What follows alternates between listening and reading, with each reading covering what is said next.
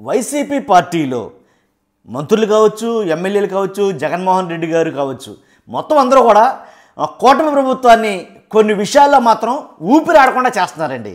కాబట్టి అలాంటి వాటికి ఇక మీదట కాలం చెల్లినట్లే అని చెప్పాలా.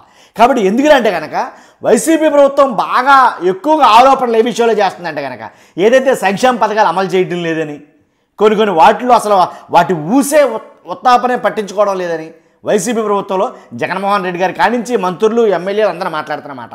కాబట్టి కొత్తగా పింఛన్ల విషయంలో కూటమి ప్రభుత్వం వచ్చిన తర్వాత ఇప్పటి వరకు ఒక్క పింఛన్ అయినా సరే కొత్తది ఇచ్చారా అనేది కనుక మామూలుగా కాదు. అసలు ఏ సందర్భం దొరికితే ఆ సందర్భంలో, ఏ టైం కలితే ఆ టైంలో మామూలుగా కాదు ఏకి పారేస్తారు కొత్త పింఛన్ విషయంలో.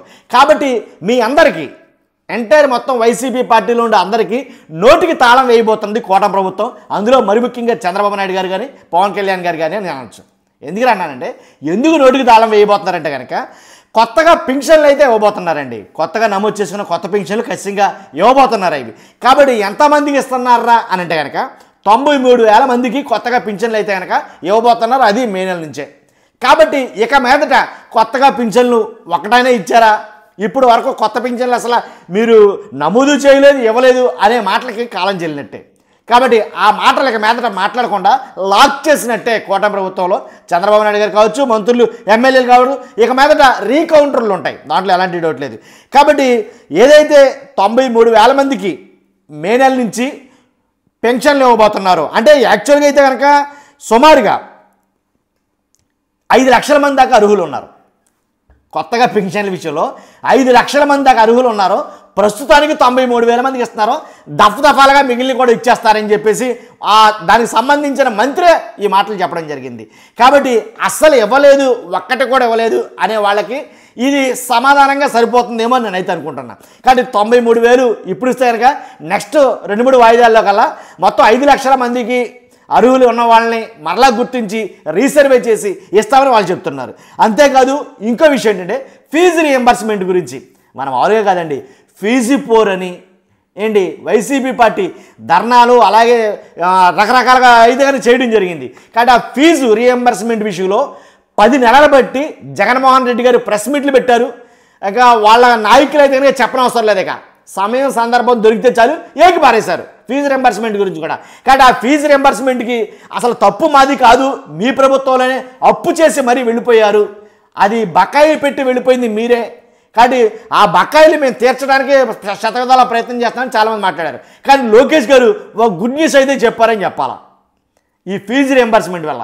కాబట్టి ఈ ఫీజు రింబర్స్మెంట్ విషయంలో కూడా వైసీపీ వాళ్ళని మాట్లాడకుండా నోటికి తాళాలు వేస్తున్నారు అనేది చెప్పాలా. ఎలా అంటే ఏదైతే గత ప్రభుత్వంలో అంటే వైసీపీ ప్రభుత్వంలో ఫీజు రింబర్స్మెంట్ బకాయి కింద 4,271 కోట్లు అయితే కనుక బకాయి పెట్టి వెళ్ళిపోయారు అని లోకేష్ గారు ఫస్ట్ నుంచి చెప్తానే ఉన్నారు. కాబట్టి దాని గురించి విడతల వారీగా చెల్లిస్తానని నేను చాలాసార్లు చెప్పడం జరిగింది.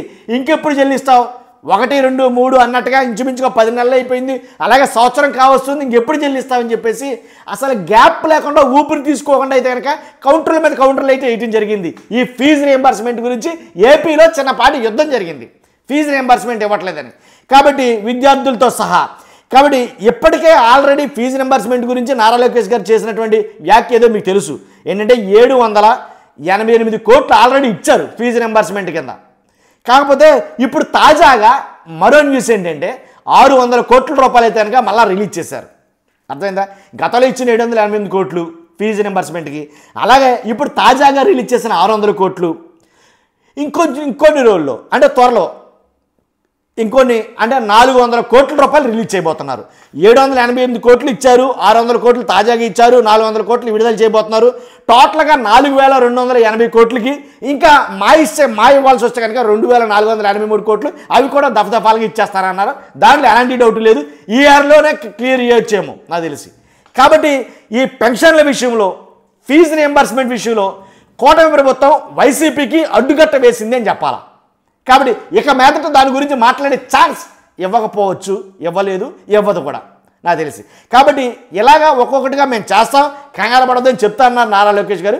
కాబట్టి అదేంటి జరుగుతుంది. కాబట్టి అందుకనే నా మాట అన్నా. కాబట్టి ఇక మీదట ఫీజు రింబర్స్మెంట్ విషయంలో కానీ అలాగే పెన్షన్ల విషయంలో కానీ మాట్లాడడానికి అవకాశం లేదేమో చూస్తున్నాం. మీరు అందరూ కూడా మీ అభిప్రాయం ఏంటో ఖచ్చితంగా కామెంట్ రూపంలో తెలియజేయండి. 100% మీ అభిప్రాయం నాకు అవసరం. సదా దాన్ని గౌరవిస్తాను. కొత్తగా మనం ఛానల్ చూస్తే పక్కాగా సబ్స్క్రైబ్ చేయండి. ఫస్ట్ లైక్ చేయండి. ఎలా అంటే 10 మందికి తెలియాల్సిన ఇన్ఫర్మేషన్ ఖచ్చితంగా లైక్ చేయండి. Thank you very much.